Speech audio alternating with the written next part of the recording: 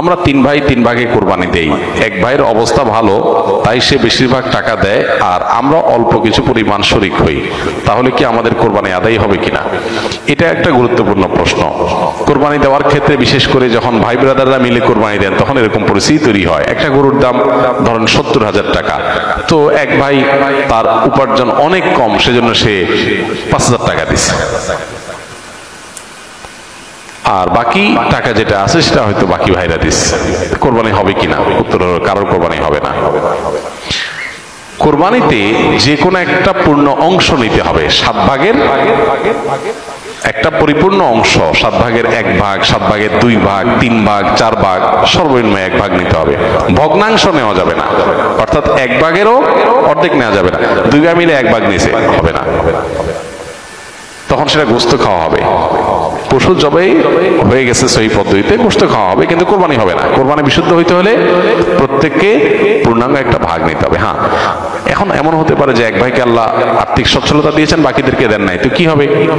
তখন সচ্ছল যিনি, তিনি তার পক্ষ থেকে কোরবানি দিয়ে বাকি সবাইকে সবার পক্ষ থেকে দিবেন, যে ঠিক আছে তোমার পক্ষ থেকে একটা শেয়ার, তুমি টাকা দিলা না, আমি তোমারটা দিয়ে দিলাম, এটা হতে পারে।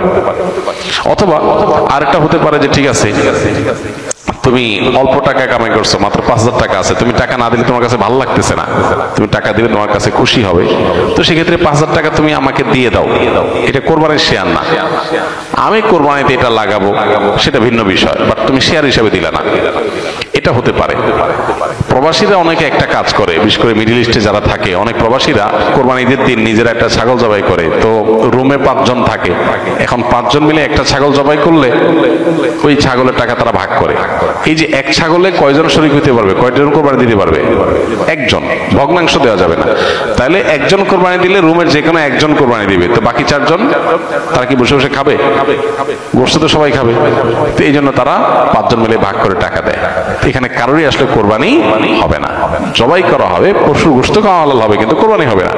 যদি কোরবানি হতে হয় তাহলে এমন করা যেতে পারে, 5 জন মিলে টাকা দিল একজনকে, দিয়া বললো ভাই আপনি মুরব্বী মানুষ, বড় মানুষ, বা আপনি যে কোনো কারণে আমাদের থেকে ভিন্নতর, তো এই টাকাটা আমরা সবাই তুলে আপনাকে দিলাম, কোরবানিটা আপনার তরফ থেকে আপনি দেন, সবটা একজনের হলো, গোশতটা সবাই খাইলো।